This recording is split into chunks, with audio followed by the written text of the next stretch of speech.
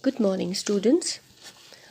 I hope you're keeping well in your winter vacations and enjoying them.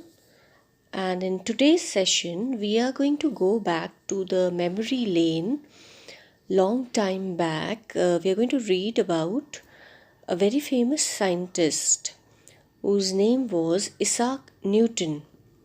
So today we are going to take up the chapter The Little Mechanic and learn about Isaac Newton, what kind of a child he was.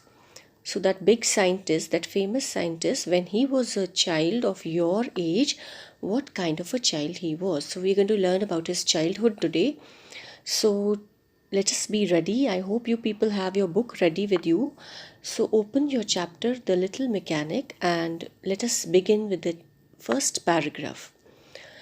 When Isaac Newton was born on Christmas Day in 1642 in the small village of Woolsthorpe in England, little did his mother know what he would grow up to achieve. So, Isaac Newton, he was born on Christmas Day. That means 25th of December, great day to be born. In 1642, and he was born in England in a village which was called Woolsthorpe. That time, when he was born, when he was growing up, little did his mother know. So, nice phrase used here. It means she had no idea what he would grow to achieve. That means when he would grow up, what he would achieve. So while he was a child, nobody had any idea that he would grow up to become such a famous person. Little did she know that he was destined to explain many matters which had been a mystery since the beginning of time.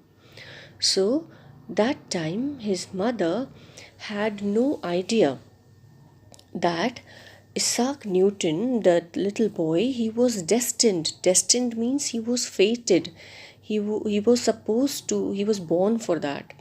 He was destined to explain many matters which had been a mystery. So he would grow up and he would explain many mysteries about nature. I mean, many matters which had been a mystery, which had been a puzzle during the since the beginning of the time. So Isaac was left in the care of his grandmother from the time he was a small boy. So that means he grew up with his grandmother. So he was left in the care of his grandmother. That means his grandmother took care of him. She was very kind to him and sent him to school. So she was a very kind lady and she sent him to school for studies. Even when he was very young, Isaac was very skilled in mechanics. So, right when he was very young, he was very good. Skilled means very excellent. He was good at mechanics. Now, what is mechanics is like person who's good at the study and construction of machines, making machines, creating something. No, so he right from his childhood he was very good at mechanics. He had a set of little tools and saws of various sizes that he had fashioned by himself. So, like you people have toys of your own choice, like boys usually have a set of cars or guns or some tools and machines, and the girls, usually have dolls, a doll house, and so many other things related to the house. Same way, because of his interest and his choice, because he was good at mechanic, he was interested in mechanics. So what was his choice of toys? Tools. So he had a set of little tools and saws. Saw is also kind of tool which is used for cutting the wood. So he had saws of various sizes which he had fashioned by himself. Fashioned by himself means he had created himself. He had made these tools himself according to his needs. Whenever he found a particular size tool which he needed, so he used to make by himself. With the help of these, Isak tried to make many curious objects. So, with the help of these tools, he used to make very, very strange, very, very curious objects. The neighbors looked at the wondrous things. So, wondrous is another wonderful word. It actually means wonderful. So, next time when you have to use the word wonderful, we can use wondrous. Nice word. So the neighbors, they looked at whatever Isaac created with great admiration. They were proud of him. They admired whatever he used to make. And his old grandmother was never weary of talking about her grandson. So grandmother used to speak of him proudly. She was very proud of him, of what when everybody used to praise him. So she was never tired. Weary means tired. She was never tired of talking about him. She was always all praises for her grandson. He'll make a capital workman one of these days. So this is what she used to say, that he would grow up, Isaac would grow up to be a capital workman. Capital workman means a very excellent workman one of the days when he will grow up. She would say, no fear but what Isaac will do well in the world. So no fear but what means she had no doubt. She was very sure that Isak is going to grow up and he is going to do well in the world. So let us come to the fourth paragraph. It is amusing to imagine what anticipations Isaac's grandmother and others formed about the things he might make in later life.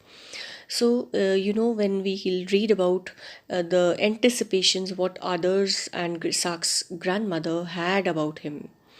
Anticipation means expectations when he would.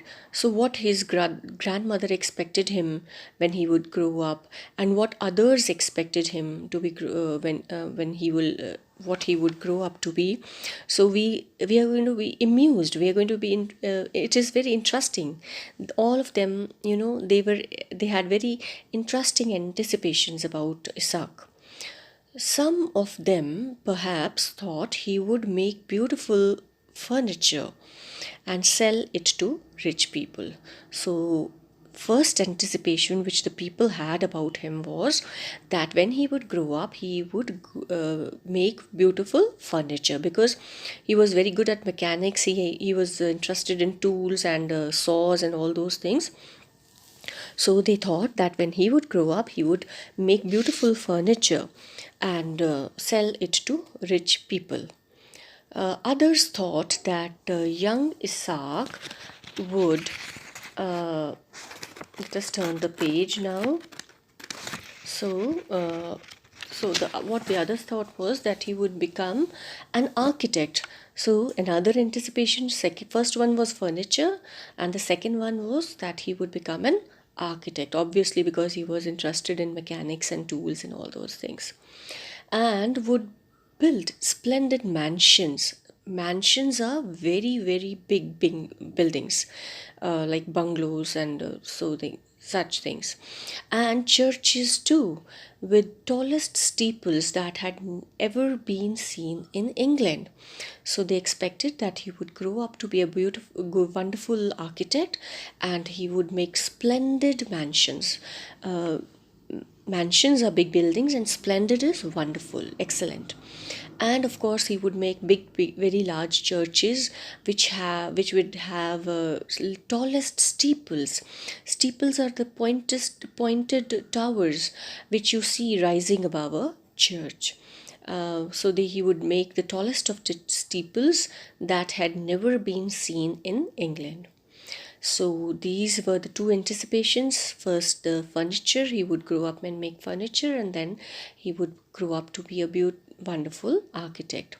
So some of her friends means grandmother's friends, no doubt advised Isaac's grandmother to send him for a training to a clockmaker. So the third anticipation was that they thought that he would grow up to be a clockmaker. So some of grandmother's friends suggested that you send him for a training to the clockmaker. Now, what was the reason behind this anticipation?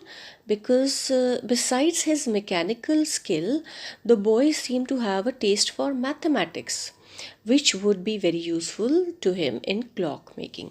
So, another interest which Isak had besides mechanics was in mathematics. He was very much interested in mathematics, and that would be very useful to him in clock making. So, they suggested grandmother that she should send him for a training to a clockmaker. So, three anticipations now we've studied about. So, we move on to the next paragraph. Indeed, there was every reason to believe that Isak would become a clock manufacturer. So, what was the reason behind why everybody thought that he would become an excellent clockmaker? There was a reason behind him, because he had made clocks, very, very different clocks, which had never been made by anyone before. So let us read about what the clocks which he had made. He had made a kind of clock that nobody had ever heard of. So nobody even had heard of such a clock he had made. It was set to work not by wheels and weights like other clocks, but by the dropping of water. So the clock which he made, it did not work like the usual clocks which worked by wheels and weights. So the earlier clocks, maybe the machinery inside the clock, it worked with the help of wheels and weights. But this clock, the one which he made, it worked by the dropping of water. This was an object of great wonder to all the people in Woolsthorpe. So everybody was really surprised by this clock. All the people of this village had never seen such a clock before. So it was a wonderful object for them, wondrous object, Beside the water clock, Isak made a sundial. So the second type of clock which he made was a sundial. Now, what is a sundial? A sundial is a kind of clock, a device which shows time by the help of the shadow which is given by sun, which is produced by sun. The changing position of the sun with the sky. Like we have a sundial in Delhi, which was made by the Mughals, I think it is called as Jantar Mantar. So kind of that clock. Now this grandmother was never at a loss to know the time. So because of these two clocks, his grandmother never lost time. She never missed time. She always knew the exact time, because she had a sundial which worked during the day with the help of sun, and she had a water clock which worked when the sun was not there. So grandmother was lucky. The water clock would tell the time in the shade and the sundial in the sunshine. So Isak had a wonderful ability to acquire knowledge by simplest means. So now we are going to study about another ability of this little scientist. While he was a young boy, he had a wonderful ability. He was a very good observer. He used to observe little and simple things, and he used to acquire knowledge just by watching those simple things. And this knowledge later helped him to become a super scientist. So he had a wonderful ability. This was a very wonderful ability to acquire knowledge by the simplest means. Very simple things, from very simple things of nature around him, which were available around him, he used to acquire knowledge. For instance means, for example, what method do you think he used to find out the strength of the wind? Now the writer asks us a question that do you have any idea what method did he use to find out the strength of the wind? The force of the wind, the wind, with how much strength is the wind moving? So he had found out a very simple method to find out the strength of the wind. You will never guess how the boy would make that unseen, inconstant, and ungovernable wonder, the wind, tell him the measure of its strength. So the writer says that we will never be able to guess how this boy, he made that unseen, inconsistent, and ungovernable wonder. So there are three adjectives here which are used for wind. So the wind has been called as unseen. Obviously, we cannot see wind. Then inconsistent means which is ever changing. Wind, it's ever changing. Sometimes it's very slow, sometimes it's very gentle, sometimes it's very violent and strong.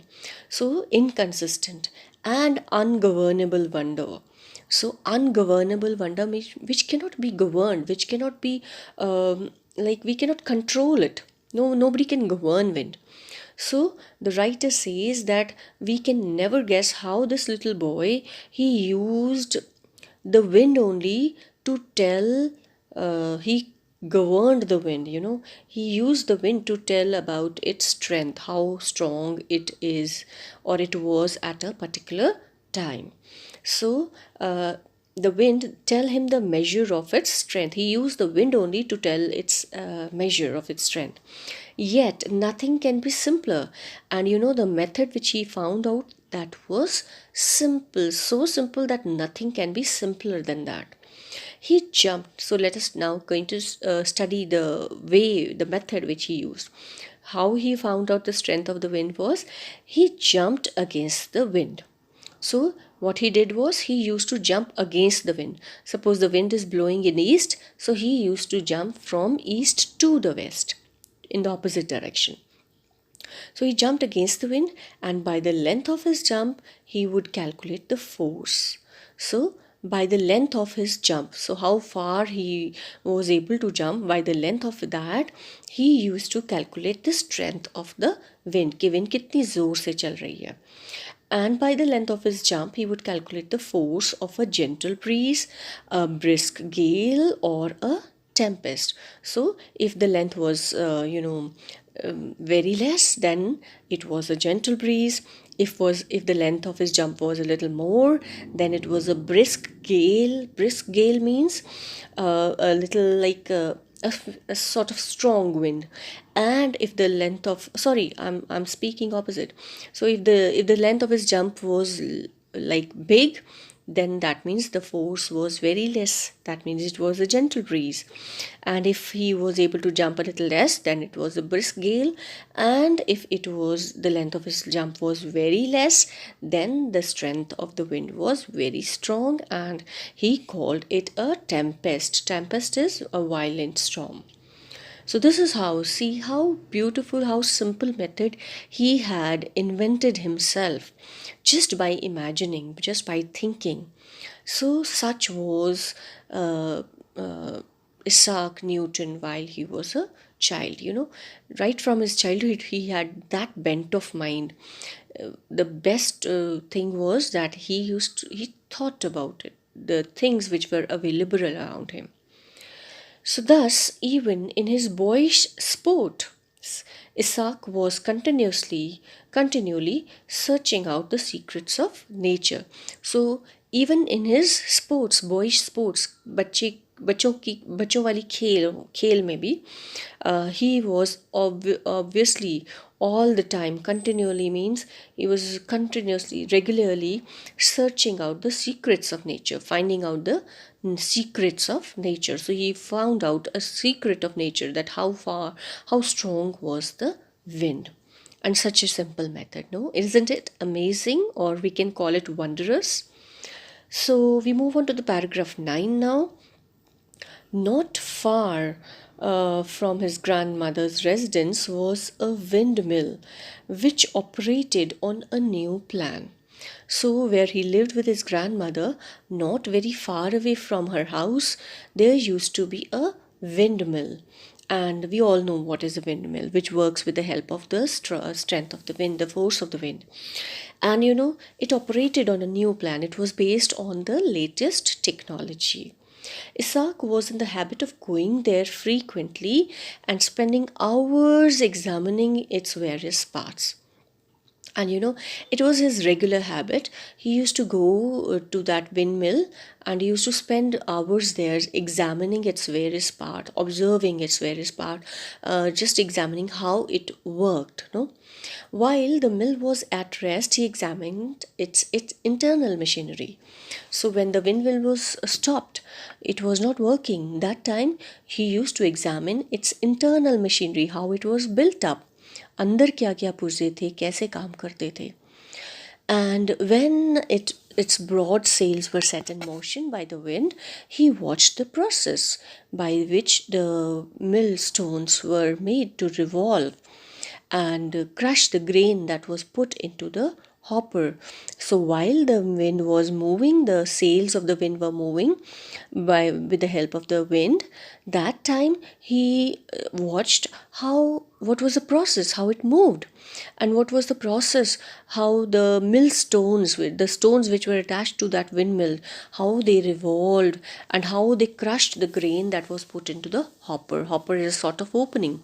So people used windmill, the force of the wind, to grind the grain, so that his sharp mind grasped every detail as he watched it.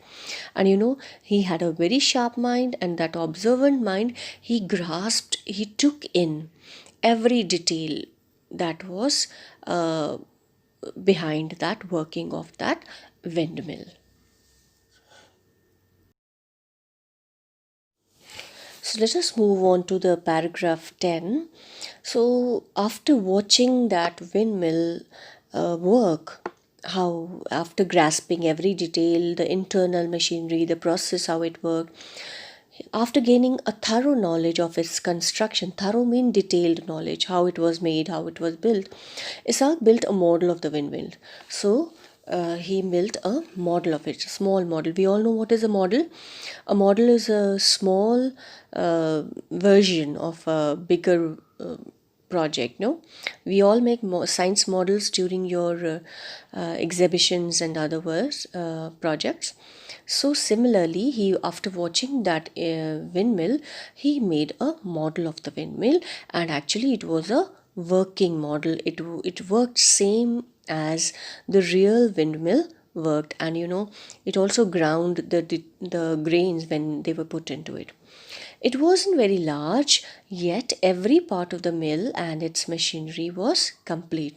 So the model wasn't very big one, it was a small one, but every part, it was like the actual windmill.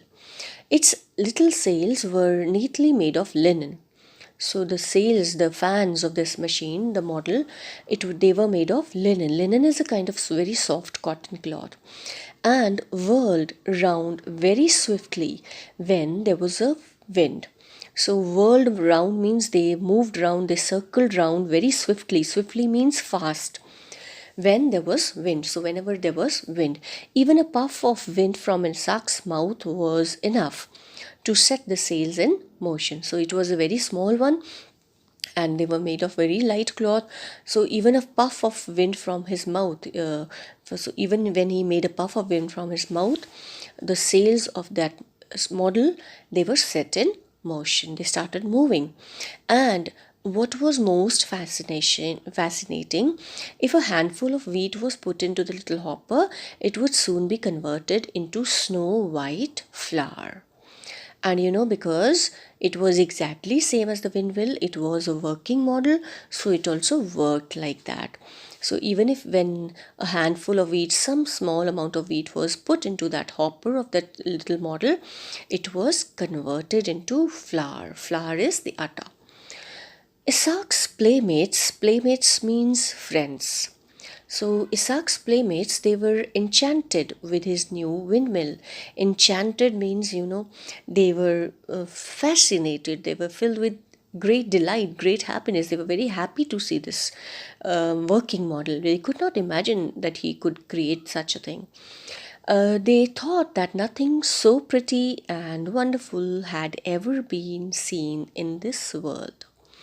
So they had never seen such a pretty toy, such a pretty model, such a wonderful thing before.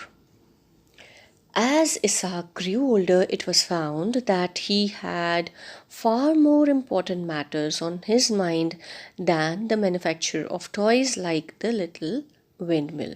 So, as he started growing from a little boy to an adult, it was found it was clear to the people around him, to his friends, to his grandmother, that he had far more important matters on his mind. That means his interests, they started changing. While he was a boy, he was finding out secrets of nature from his boyish sports, like his jump, his windmill, and all that. They were sort of toys for him. But when he grew up, he started working on far more serious matters as compared to the little windmill. All day long, if left to himself, he was either absorbed in thought or engaged in some book of mathematics or natural philosophy. So, whenever he had time, whenever he was left to himself, he was all alone, he could spend his whole day in thought, thinking over something, or he would be engaged. Engaged means busy. He would be busy, he would keep himself busy in reading some book of mathematics or natural philosophy. Natural philosophy means science. At night, he looked up with great curiosity at the stars. So he was enchanted by the stars. At night, he used to watch the stars, what they are, where they are, how far they are, how they were, what they were made of. So he all these kinds of questions, they kept him busy, and wondered whether they were worlds like our own. So he used to wonder whether these stars also, they are world like our own, the planet, and how great their distance was from earth. So second question which he wanted to find, which absorbed his mind, was how far they were from the earth, and what power kept them in their courses. So what made them revolve or move in the sky, what kept them in the sky at their own places. So what was the power behind them, what was the force behind them. So coming on to paragraph 13, in Isak's curiosity led to many discoveries. So all this curiosity in Isak, this led to many discoveries later in the life. So we can say this curiosity is the reason behind invention. So all of you who are listening, if you are curious, so keep up your curiosity. Whenever you see things around you, be curious to find out the reasons behind them, because one day maybe you would also grow up to be an Isak. He was the first to find out the nature of light. So now the bigger discoveries which came way as he grew up was, he was the first one to find out the nature of light, what light was made of. Until then, nobody had been able to tell what sunshine was composed of. So before this, nobody had thought of what was sunshine made of. So he was the first one to find out what was sunshine made of, what was the nature of light. Then there was the famous incident of an apple falling from a tree on his head. We all have heard the story that Isak, while he was sitting behind under an apple tree, an apple fell on his head. And what a simple question came to his mind, that why did this apple came down? Why it did not go up? So what is the force behind this apple coming down?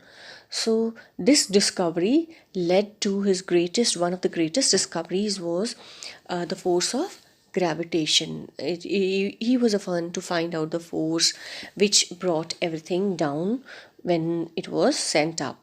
So then there was a famous incident of an apple falling from a tree on his head, which prompted him. Prompted means which led him to discover the force of gravitation.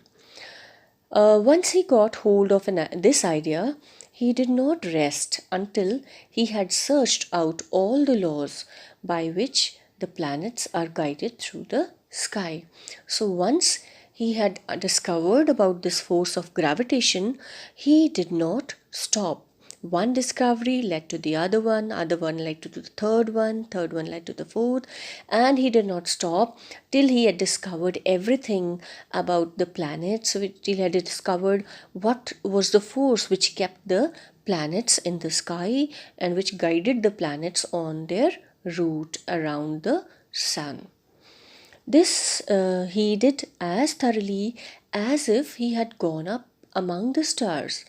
So, he was able to tell all this so thoroughly, so to the exact facts and figures, as if he had gone up on the sky among the stars to find out how far they were, or to track them in their orbits. As a boy, Isak had discovered the mechanism of a windmill. So we all know about this. As a man, he explained to his fellow human beings the complex mechanism of universe. So as a man, he was able to discover the complex mechanism of this universe, about the stars, about the galaxies, about the planets, the force behind them, how they revolved around the sun, and all so on. Isaac Newton lived up to be a very old man. So he had a long age. He lived to be a very old man and acquired great fame. He became very famous, we know this. He was made a member of parliament. So he was made a member of the parliament also because of his all the discoveries and because of his intellect, we can say, his intelligence, and received the honor of knighthood. So he got an award, the honor of knighthood. But he cared little for these. But he was not bothered. He little cared about these awards. These awards did not make any difference to him. Like otherwise, he did not feel any proud. He was such a humble person and felt no pride in the vastness of his knowledge. So in spite of all those awards, in spite of all that fame, he felt no pride. He was not proud of the knowledge, the vastness of his knowledge. Vastness means the expanse of his knowledge. So vast he had the knowledge, but he was never proud of it. All that he had learned only made him feel how little he knew in comparison to what remained to be unknown. So the more he came to know, the more knowledge he got. It only made him realize this, that still he knew very little in comparison to what was still unknown in the world. So he always felt that he knew still, in spite of the vastness of his knowledge, he felt that he knew very, very little as compared to the unknown things in the world. He always felt there was so much still unknown which was to be found out. So these are the lines which he used to say. I seem to myself like a child. He used to say that I feel I am still a child, playing on the seashore. A child who's playing on the seashore and picking up here and there a curious shell or a pretty pebble. So he used to say that I feel like a child who's playing on a seashore, and whenever I get here and there, I pick up some curious shell, some wondrous shell or a pretty pebble, while the boundless ocean of earth, truth, lies undiscovered before me. And he says, I just pick up few things here and there, while the boundless, the limitless ocean of truth, so there is so much of truth which is still to be found, which is still to be discovered. So he felt he was still a child who knew little, and he had just found out few discoveries, few things, and there was still a limitless ocean of truth which was still to be discovered. So that completes the reading of the chapter, children. So do read this chapter, and the value which we learn from this chapter is that you should always be curious about the things around you. Just keep on asking little simple questions from yourself. Keep on observing the things. Baatein kam karo, dekho zyada, socho zyada. Then you will also grow up to be a famous scientist one day or somebody else. Thank you and have a nice day.